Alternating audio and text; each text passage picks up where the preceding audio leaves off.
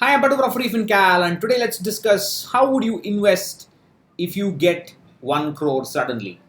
This is a question I think every financial advisor should ask their clients, and I think every investor should ask themselves to understand their own approach to money management and how well planned they are.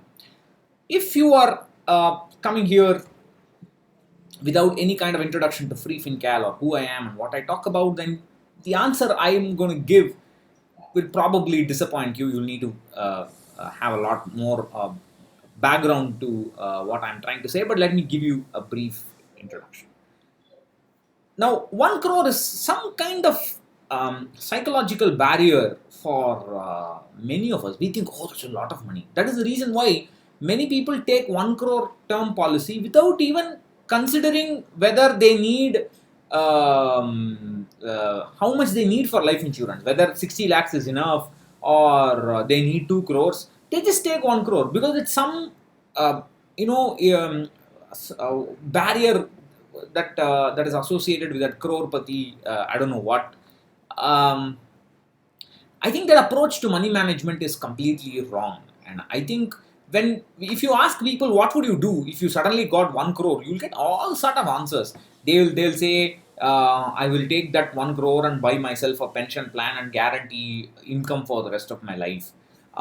That's one extreme. The other extreme is I will use all that money and use for trading options, F and O, whatever, or I will invest in stocks or whatever. The extreme options. I'll buy the prop. I'll buy some land. I will do start doing agriculture. You'll get all sort of answers, and these answers are.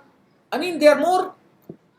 Um, it's a fantasy. Of course, the question itself could be a fantasy for most of us, admittedly, but our answer, I think, need not be and should not be a fantasy, in my opinion. Of course, I think it most of the time reveals the fact that the person who answers does not have a plan in place. I mean, if I already have an investment plan in place, there is absolutely no need for me to think. So, if I get 1 crore today, I just need to decide how much of that money I'm going to allocate to my retirement, how much of that money I'm going to allocate for my son's education, how much of my money I'm going to allocate for pleasure, how much I'm going to allocate for charity. I'm done. That's it.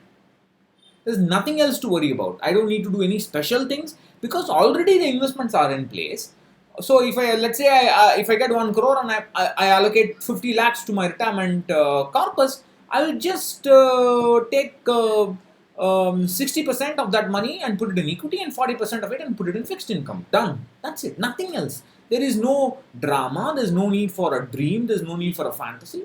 If I already have a plan, there's no need to think. And my problem is that most people who answer this question come up with all sort of weird answers because if you look at their portfolios, they most likely don't have a plan. And for those of you who are coming in fresh, hopefully, if you see it, most people may not. I have something of an investment template at the bottom. It's very simple. Define a goal, decide where to invest, and how much you have to invest. Of course, it depends on the duration, when you need the money, and so on. That's called the asset allocation. Where to invest and how much, that's called the asset allocation. Have reasonable return expectations from equity, fixed income, etc. after considering tax. Plan how to vary this proportions, how much in equity and how much in fixed income, for example, with time. After 5 years, how much would be? After 10 years, how much would be? And so on and so on.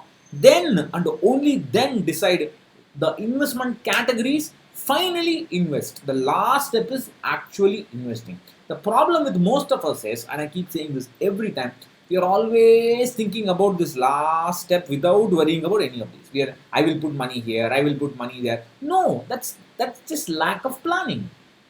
So that's the first part. And the second part is I want to use this opportunity of this 1 crore, obtaining 1 crore suddenly, to talk about an attitude or an attitude issue, in my opinion.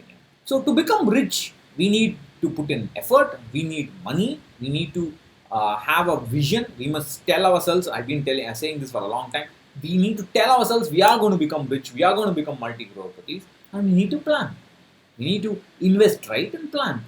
And what is, I think, also equally important is an attitude towards money management and investing. Oh, I'm a small time investor. This is enough for me. Such things are not necessary for me. I don't need to do this and all. Rich people only will do. Then some people say, oh, now I've got 50 lakhs. I am now arrived at the next level in life. Now I'm going to take more risk. I'm going to invest in startups. I'm going to invest in PMSs. I'm going to make a lot of money. And both these approaches are extreme, and both of them are bad. I mean, that's I don't know how else to put it. So some of these attitude problems and what I have encountered, I have seen people who are in the lowest income slab, that is, people who are not paying tax or in the 5% slab, no equity, stock market, and all. Higher income people only will do. I am low. I am sir. My income is this much only, sir. For this much income and all, I should not take risks, sir. Fixed income, I will put in bank FD. If people have this attitude, they will never change their station in life, unfortunately. And then I've heard this: retail investors don't need advisors. What sort of bullshit is that? I mean, a financial advisor, a fee only, SEBI registered investment advisor, yes, is somebody who will orient your finances in the right direction. And especially most people don't have any kind of orientation. They just look around.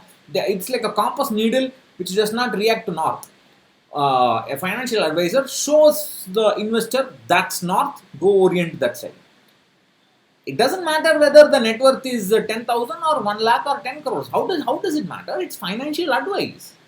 I don't understand. It's like saying poor people don't need to go to doctors. It's stupid. Then this is amusing.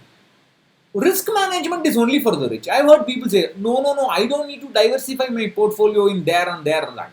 Rich people will do. After I become rich, I will do. After I become rich, I will add some gold in my portfolio. After I become rich, I will add international stocks in my portfolio. I mean, I'm not saying go and add in gold in your portfolio. I'm saying diversification and risk management is for everybody. Especially if your income is low and if your net worth is low, you need more risk management than somebody who has got crores. I mean, it's baffling why so-called lower income people think like this. It just beats me. It's illogical, but that's how they think. And on the other end, people who suddenly become, who have got like a few lakhs or maybe even a few crores, they think, oh, now I have come to the next level. I have to go to the next level. I have to become from a few crore patis, having a few crores, to I need to going to the hundreds of crores. I need to go to the next level. I need to take on more risk, and they take on concentration risk by investing in ventures, investing in PMSs, and so on, and they burn their. I mean, both these attitudes are extremes. I mean, whether it is like investing 1 crore or whether it is managing your money, the rules of the game are same for somebody who does not pay income tax, somebody who is 5%, 10%, 20%, sorry, 30%, and the super rich, or whatever they are called. The rules of the game are the same. Risk management is the same. Everything is the same. Why should we suddenly start thinking something is different?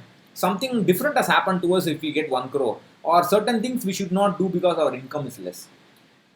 This attitude has to go, and we need to think professionally about our portfolios and believe that we will become rich. Most of us don't have that belief because they don't have the patience. Compounding or growth. If don't, I've said enough about lack of compounding. Growth of a portfolio will take time. It will take years, maybe even decades. We have to be patient. And during that patience, the only thing that will keep us going is our planning, our belief, our vision, and